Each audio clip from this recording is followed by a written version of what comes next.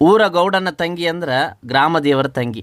ರೋಗಗ್ರಸ್ತಳಾಗಿದ್ದರಿಂದ ಅಂದ್ರ ಶಾಪಗ್ರಸ್ತಳಾಗಿದ್ದರಿಂದ ಆಕೆಯನ್ನ ಊರಿಂದ ಹೊರಗ ಅಂದ್ರ ಆಕೆಯ ಧಾರ್ಮಿಕ ಕ್ಷೇತ್ರದಿಂದ ಸಂಪ್ರದಾಯದಿಂದ ಹೊರಗಿಟ್ಟು ಆಕೆ ಎಲ್ಲೆಯೊಳಗ ನಿಂತು ಅಂದ್ರ ಅಗಸಿಯೊಳಗ ಊರು ಹೊರಗ ನಿಂತು ಅಂದ್ರ ಅತಾಗ ಪೂರ್ವದ ಸಂಪ್ರದಾಯ ಇತ್ತಾಗ ನಂತರ ಬದಲಾದ ಸಂಪ್ರದಾಯದೊಳಗ ಸೇರಿದ ಸ್ಥಾನದೊಳಗ ನಿಂತು ತನ್ನ ಅನ್ನ ವಸ್ತ್ರಾದಿಗಳನ್ನ ಅಂದ್ರ ಪೂಜೆ ಆಹುತಿಗಳನ್ನ ಪಡೆಯೋದು ಸಾಂಕೇತಿಕ. ಆಕೆಗೆ ಬಂದ ರೋಗ ಅಂದ್ರ ಪವಿತ್ರ ಲೈಂಗಿಕ ಸಂಪ್ರದಾಯದಿಂದ ದೂರ ಇಟ್ಟಿದ್ದು. ಮಾತೃದೇವತೆಯಾದ ಆಕೆಯನ್ನ ಜಾಗೃತಳನ್ನಾಗಿ ಮಾಡ್ಲಿಕ್ಕೆ ಆಕೆಯ ಬಸವಿಯರು ಅಂದ್ರ ದೇವದಾಸಿಯರು ತಮ್ಮ ದಿನನಿತ್ಯ ಸಮಸ್ಯೆಗಳೊಂದಿಗೆ ಬಂದ ಭಕ್ತರ ಜೊತೆಗೆ ದೇವಸ್ಥಾನದೊಳಗೆ ಪವಿತ್ರ ಲೈಂಗಿಕ ಸಂಬಂಧ ಹೊಂದಿದಾಗಲೇ ಆಕೆಗೆ ಶಾಂತಿ. ಸಂಸ್ಕೃತಕರಣ ಹೊಂದಿದ ಆಕೆಯ ಭಕ್ತರು ಅಂದ್ರ ಹಣ್ಣಂದಿರು ಈಕೆಗೆ ಅಡ್ಡಿ ಬಂದಾಗ ಆಕೆ ಜಡವಾಗಿ ತನ್ನ ಜಾಗೃತಾವಸ್ಥೆಯನ್ನ ಕಳೆದುಕೊಳ್ತಾಳ. ಹಿಂಗ ಶಕ್ತಿಹೀನಳಾದ ದೇವತೆಯನ್ನ ಊರಿಂದ ಹೊರಗಾಕಿದ್ರು. ಆಕೆ ಎಲ್ಲೆ ಅಥವಾ ಗಡಿಯೊಳಗ ಇಡಲ್ಪಡ್ತಾಳ, ಊರಿಂದ ಹೊರಗೆ ಹೋಗ್ತಾಳ. ಅಂದ್ರ ಮಾತೃ ದೇವತೆ ಮತ್ತು ಪುರುಷ ದೇವತೆಯರ ಸಂಪ್ರದಾಯದ ಸಂಗಮದ ಕಾಲದೊಳಗ ಆಕೆ ಇದ್ಲು. ಆಕೆಯನ್ನ ಪೂರ್ಣವಾಗಿ ಹೊರಗೆ ಹಾಕ್ಲಿಲ್ಲ, ಸಂಪೂರ್ಣವಾಗಿ ಸಂಪರ್ಕವನ್ನ ಕಳೆದುಕೊಳ್ಳಿಲ್ಲ, ಸಂಪೂರ್ಣವಾಗಿ ಸಂಪರ್ಕವನ್ನು ಕಳೆದುಕೊಳ್ಳಿಲ್ಲ ಅಂತ ತಿಳಿದು ಬರುತ್ತೆ. ಅಂದ್ರ ತಮ್ಮ ಅನ್ನವನ್ನ ಹೆಕ್ಕಿ ತಿನ್ನುತ್ತಾ ಇದ್ದ ಗುಂಪು ನೆಲೆ ನಿಂತ ಮೇಲೆ ಅದನ್ನು ಬಿಟ್ಟು ವ್ಯವಸಾಯ ಮಾಡಿ ತಮ್ಮ ಆಹಾರವನ್ನ ಗಳಿಸ್ತಾ ಇದ್ದಾಗ ಅವರು ನೆಲೆ ನಿಂತ ಜೀವನದ ವ್ಯವಸಾಯ ವೃತ್ತಿಯ ಅಧಿದೇವತೆ ಹುಲಿಗೆಮ್ಮನನ್ನ ತಮ್ಮ ದೇವತೆಯನ್ನಾಗಿ ಪಡೆದ್ರು. ಆದ್ರ ಅನಾವೃಷ್ಟಿ, ರೋಗ ಮುಂತಾದವುಗಳಿಗೆ ಅವರು ತಮ್ಮ ಅನ್ನವನ್ನ ಸಂಪೂರ್ಣವಾಗಿ ವ್ಯವಸಾಯದಿಂದ ಗಳಿಸಲಾರದೆ ಹೋದಾಗ ಹಿಂದ ಎಕ್ಕಿ ತಿಂತಾ ಇದ್ದಂಗ ಅಡವಿಯೊಳಗ ಕಾಡಿನೊಳಗ ಸಿಗ್ತಾ ಇದ್ದ ಹಣ್ಣು ಹಂಪಲುಗಳನ್ನ ಸಂಪಾದಿಸಲಿಕ್ಕೆ ಶುರು ಮಾಡ್ತಾರ. ಹಿಂಗ ಎರಡೂ ಬಗೆಯ ಜೀವನ, ಎರಡೂ ಬಗೆಯ ದೇವರುಗಳು ಅವರಿಗೆ ಅವಶ್ಯಕತೆ ಆಗಿದ್ವು. ಅವರು ಕಾಡಿಗೆ ಹೋಗುವಾಗ ಊರು ಗಡಿಯೊಳಗಿದ್ದಂತ ಎಕ್ಕವನ್ನು ಪೂಜೆ ಮಾಡಿ ಆಕೆ ಅನುಗ್ರಹ ಬೇಡಿದ್ರು. ಕಾಡಿನಿಂದ ಭೇಟಿಯಾಡಿ ಊರೊಳಗೆ ಬರೋ ಮುಂಚೆಕ ಮತ್ತು ಈ ದೇವತೆಗೆ ಎಡಿ ಆಹುತಿ ಕೊಡ್ತಿದ್ರು. ಹಿಂಗ ಈ ದೇವತೆ ನೆಲೆ ನಿಂತ ಮತ್ತು ಅಲೆಮಾರಿ ಈ ಎರಡೂ ಜೀವನದ ಅಂಚಿನೊಳಗಿದ್ಲು. ಇಂತಹ ಹಂತದೊಳಗ ಅವರು ಪೂಜೆ ಮಾಡ್ತಾ ಇದ್ದ ದೇವತೆ ಯಲ್ಲಮ್ಮ. ತನ್ನ ಅಣ್ಣಂದಿರಿಂದ ಊರಿಂದ ಹೊರಗೆ ಹಾಕಿಸಿಕೊಂಡ ದೇವತೆ ಗುಡ್ಡದ ಮ್ಯಾಲಿಂದ ಇಬ್ರು ಮಹಾತ್ಮರ ಸಂಪರ್ಕ ಪಡೆದು ತನ್ನ ರೋಗ ಕಳೆದುಕೊಂಡು ಮತ್ತು ಜಾಗೃತಳಾಗಿ ತನ್ನದೇ ಕ್ಷೇತ್ರ ಸಂಪ್ರದಾಯ ಮತ್ತು ಭಕ್ತರನ್ನ ಪಡೆಯೋದು, ಕೊನೆಗೆ ಆಕೆಯ ಕ್ಷೇತ್ರದ ಮೇಲ್ವಿಚಾರಣೆಗೆ ಆಕೆಯ ಅಣ್ಣಂದಿರು ಬರೋದು ಎಲ್ಲಾನು ಸಾಂಕೇತಿಕ. ಮೂಲತಃ ಮಾತೃ ಅಂದ್ರ ನಿಸರ್ಗ ದೇವತೆ ಸಂಪತ್ತಿನಿಂದ ಕೂಡಿದಾಕಿ. ಆಕೆಯಲ್ಲಿನ ಸಂಪತ್ತಿನ ಕೊರತೆಯನ್ನ ಆಕೆಯ ಪ್ರಭಾವ ಕಡಿಮೆ ಆಗ್ಯದ ಅಂತೇಳಿ ಆಕೆಗೆ ರೋಗ ಬಂದ್ಯದ ಅಂತೇಳಿ ಹೇಳಿದ್ರು. ಅಂದ್ರ ಆಕೆ ಜಾಗೃತಳಾಗಿ ಮತ್ತು ಸಮೃದ್ಧಳಾಗದೆ ಇದ್ದುದಕ್ಕ ಆಕೆಯ ಪುರುಷ ದೇವರು ಆಕೆಯನ್ನ ಕೂಡ್ಲಿಕ್ಕೆ ಬಾರದೇ ಇರೋದ ಕಾರಣ. ಅವ ಬಾರದೇ ಇರೋದು ಆಕೆಯೊಳಗ ರೋಗ ಐತಿ ಅಂತ. ಇದು ಈ ಸಂಪ್ರದಾಯ ಸಂಸ್ಕೃತಕರಣ ಹೊಂದಿದರ ಒಂದು ಭಾಗ, ಒಂದು ಹಂತ. ಆಕೆ ತನ್ನ ಸಂಪ್ರದಾಯದಂಗ ಪ್ರಭಾವಶಾಲಿ ಆಗ್ಲಿಕ್ಕೆ ಪ್ರಯತ್ನ ಮಾಡಿದಾಗ ಆಕೆಯನ್ನ ತನ್ನ ಕ್ಷೇತ್ರದಿಂದ ಹೊರಗಾಕಿದ್ರು. ನಂತರ ಊರಿನಿಂದ ಹೊರಗ ಗುಡ್ಡದ ಮೇಲೆ ಪುರುಷ ದೇವರಿಬ್ಬರ ಪ್ರಭಾವಕ್ಕೆ ಬಂದಾಗ ಅಂದ್ರ ಅವರ ಸೇವಾ ಮಾಡ್ಲಿಕ್ಕೆ ಒಪ್ಪಿದಾಗ ಅವರು ಆಕೆಯನ್ನ ತಮ್ಮ ಸಂಪ್ರದಾಯದಂಗ ಪ್ರಭಾವಿಯನ್ನಾಗಿ ಮಾಡ್ಲಿಕ್ಕೆ ಒಪ್ಪಿದ್ರು ಮತ್ತು ಪ್ರಭಾವಿತಳನ್ನಾಗಿ ಮಾಡಿದ್ರು. ಇದನ್ನ ಆಕೆ ರೋಗದಿಂದ ಮುಕ್ತಳಾದ್ಲು ಅಂತೇಳಿ ಹೇಳಲಾಗುತ್ತೆ. ಮುಂದೆ ಪೂರ್ವದ ಪುರುಷ ಸಂಪ್ರದಾಯ ತನ್ನ ಪ್ರಭಾವ ಕಳೆದುಕೊಂಡಿದ್ದರಿಂದ ಆಕೆಯೇ ಪ್ರಮುಖ ದೇವತೆ ಆದ್ಲು. ಪುರುಷ ದೇವತೆಗಳಿಲ್ಲದ ಆಕೆಯ ಕ್ಷೇತ್ರವನ್ನ ಕಾಪಾಡ್ಲಿಕ್ಕೆ ಆಕೆಯ ಅಣ್ಣಂದಿರು ಬಂದು ಸೇರಿದ್ರು. ಈ ಹಂತದೊಳಗ ದೇವತೆ ಇನ್ನೂ ರಾಜನ ಅಂದ್ರ ಗ್ರಾಮ ದೇವರ ಮಗಳಲ್ಲ.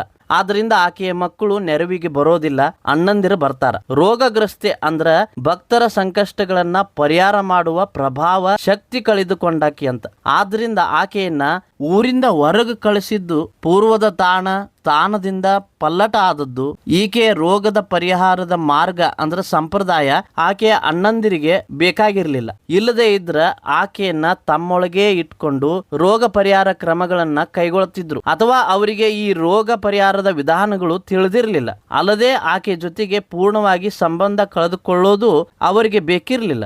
ಆದ್ರಿಂದ ಆಕೆಗೆ ಅನ್ನ ವಸ್ತ್ರಗಳನ್ನ ಗ್ರಾಮದ ಎಲ್ಲೆಯೊಳಗ ನಿಂತು ಗಡಿಯೊಳಗ ನಿಂತು ಪಡೆಯುವಂಗ ಮಾತ್ರ ಮಾಡಿದ್ರು. ಹಿಂದ ರೋಗ ನಿವಾರಣೆಯ ಕಕ್ಷೆಯಿಂದ ಹೊರಗಿದ್ದ ಮಾತೃದೇವತೆ ಜನರ ನಂಬಿಕೆ ಸಂಸ್ಕೃತ ಸಂಪ್ರದಾಯದ ಪ್ರಭಾವಕ್ಕೆ ಬಂದದ್ದರಿಂದ ಹೊರಗೆ ಹಾಕಲ್ಪಟ್ಲು. ಅನ್ನವನ್ನ ಗಡಿಯೊಳಗ ನಿಂತು ಬೇಡೋ ಸ್ಥಾನಕ್ಕ ಇಳಿಸಲ್ಪಟ್ಲು. ಇದು ಆಕೆ ಸಂಸ್ಕೃತಕರಣ ಹೊಂದಿದ ಸಮಾಜದೊಳಗಿದ್ದುದರ ಸಂಕೇತ.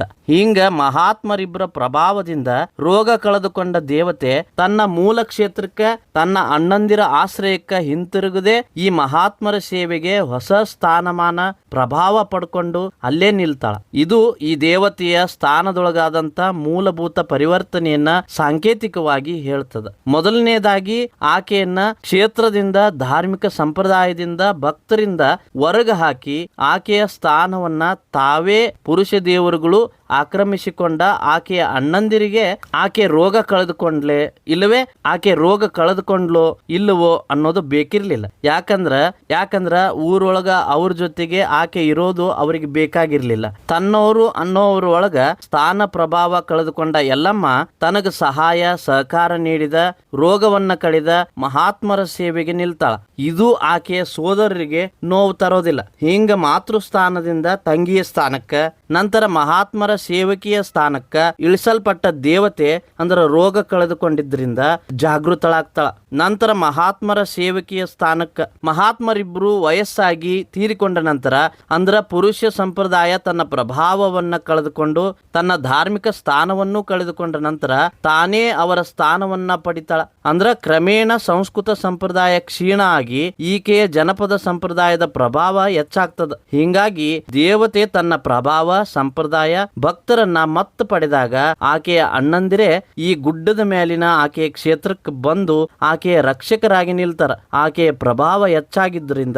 ಅಲ್ಲಿ ಪುರುಷ ಸಂಪ್ರದಾಯವನ್ನ ತರಲಿಕ್ಕೆ ಪ್ರಯತ್ನಗಳು ನಡೆಯೋದಿಲ್ಲ. ಈ ನಾಡನ್ನ ಸಂಸ್ಕೃತಕರಣ ಹೊಂದಿದ ರಾಜರು ಗೆದ್ದುಕೊಂಡದ್ರಿಂದ ಸಂಸ್ಕೃತಕರಣದ ಪ್ರಭಾವ ಯಲ್ಲಮ್ಮನ ಸಂಪ್ರದಾಯದ ಮೇಲೆ ಮುಂದುವರಿತು. ಕೊನೆಗೆ ಆಕೆ ಸಂಸ್ಕೃತ ಐತಿಹ್ಯಗಳೊಳಗ ರೇಣುಕೆ ಆಗಿ ಪರಿವರ್ತನೆಗೊಳ್ತಾಳ. ಈ ಹೊರಗಿನಿಂದ ಬಂದ ರಾಜರು ಅನೇಕ ಬಾರಿ ಸೋತು ಸ್ಥಳೀಯ ರಾಜರು ತಮ್ಮ ಆಡಳಿತವನ್ನ ಮತ್ತೆ ಸ್ಥಾಪನೆ ಮಾಡಿದಾಗ ಯಲ್ಲಮ್ಮ ದೇವತೆಯನ್ನ ಆಕೆಯ ಹಳೆಯ ಸ್ಥಾನಮಾನಕ್ಕ ಅಂದ್ರ ಮಾತೃ ದೇವತೆಯ ಸಂಪ್ರದಾಯಕ್ಕ ಒಯ್ಲಿಕ್ಕೆ ಭಕ್ತರು ಅನೇಕ ಬಾರಿ ಪ್ರಯತ್ನ ಪಡ್ತಾರ. ಹಿಂಗ ಹೊರಗಿನ ರಾಜರ ಆಡಳಿತ ಸ್ಥಾಪನೆಗೊಂಡಾಗ ಆಕೆ ಪ್ರತಿ ಸಲ ಮರು ಸ್ಥಾಪನೆಗೊಂಡಾಗ ಆಕೆಯ ಸಂಪ್ರದಾಯದ ಮೇಲೆ ಸಂಸ್ಕೃತ ಸಂಪ್ರದಾಯದ ಪ್ರಭಾವ ಹೆಚ್ಚುತ್ತಾ ಹೋಗ್ತದ. ಇದನ್ನ ರೇಣುಕಾ ದೇವತೆಗೆ ಸಂಬಂಧಪಟ್ಟ ಐತಿಹ್ಯಗಳೊಳಗ ನಾವು ಕಾಣಬಹುದು. ಸಂಸ್ಕೃತ ಅಥವಾ ಲಿಖಿತ ಐತಿಹ್ಯಗಳಂಗ ರೇಣುಕಾ ಅವಾಗಲೇ ಪುರುಷ ದೇವತೆಯ ತಲೆಮಾರಿನಿಂದ ಒಂದು ತಲೆಮಾರು ಕೆಳಗೆ ಇಳಿಸಲ್ಪಡ್ತಾಳ. ಪುರುಷ ದೇವರ ತಲೆಮಾರು ಅಂದ್ರ